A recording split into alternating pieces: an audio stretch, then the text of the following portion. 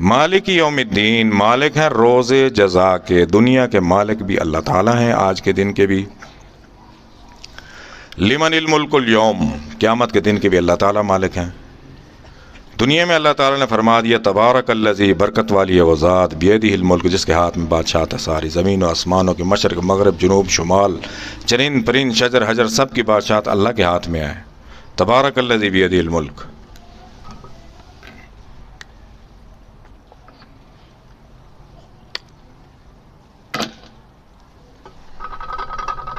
وَهُوَ عَلَىٰ كُلِّ شَيْءٍ قدیر۔ کیوں ہے بادشاہت؟ کہ ہر چیز پر قادر ہے اللہ تعالیٰ۔ اللہ کے سوا کوئی ایسی ذات نہیں جو ہر چیز پر قادر ہو زمین و آسمانوں پہ۔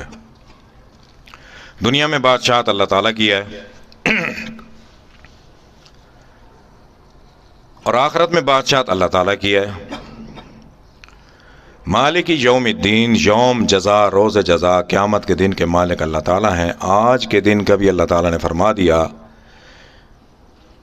الیوم اکملت لکم دینکم، آج ہم نے تمہارے لیے دین مکمل فرما دیا۔ واتممت علیکم نعمتی، اور تمام نعمتیں مکمل فرما دی۔ ورضیت لکم الاسلام دینا، ہمارا راضی شدہ دین اسلام ہے۔ حجۃ الوداع پر جب نبی کریم صلی اللہ علیہ وسلم نے خطبہ حج ادا فرمایا، اس کے بعد یہ آیات اتری۔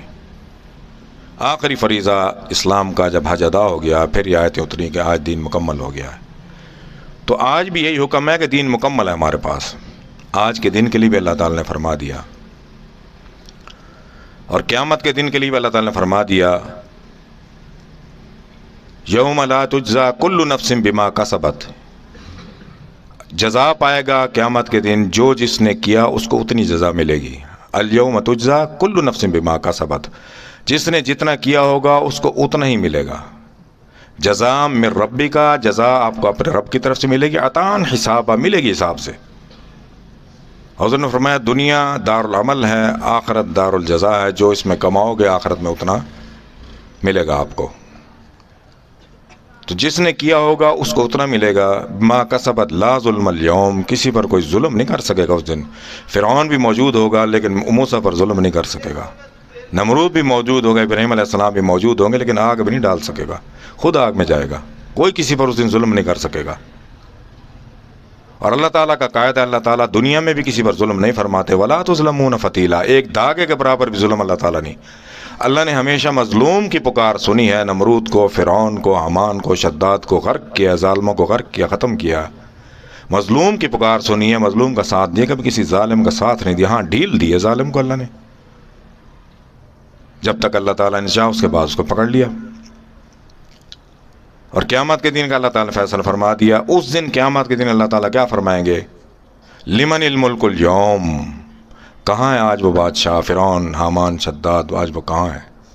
للہ الواحد القہار، آج اللہ واحد کی بادشاہت ہے اور جبر والے قہار۔ اس دن اللہ تعالیٰ رحمان رحیم نہیں ہوں گے۔ آج دنیا میں اللہ رحمان بھی ہیں، رحیم بھی ہیں، جتنا اللہ سے رحمت لینی ہے لے لیں۔ اس دن اللہ تعالیٰ کا جلال ہوگا، للہ الواحد القہار۔ اور اللہ تعالیٰ نے فیصلہ بھی فرما دیا قیامت کے دن آپ میں کون فائدہ حاصل کرے گا۔ یوم لا ینفع، آج کے دن، قیامت کے دن، لا ینفع، نہیں نفع پہنچائیں گے آپ کو، مال، آپ کے مال جو جمع کر رہے ہیں، یہ قیامت والے دن کوئی فائدہ نہیں پہنچائے گا، بلکہ حساب دینا پڑے گا۔ یوم لا ینفع مال ولا بنون، نہ اولاد نفع پہنچائے گی آپ کو، الا من اتى اللہ بقلب سلیم، جو صاف سونا ستھرا دل لے کے میرے پاس آئے گا وہی نفع پائے گا۔ آخرت کا تعلق، دنیا کا اعمال کا تعلق قلب سے ہے۔ پڑھنا، لکھنا، سوچنا، سمجھنا یہ دماغ کا کام ہے، لیکن اللہ تعالیٰ نے قلب کو مخاطب فرمایا ہے۔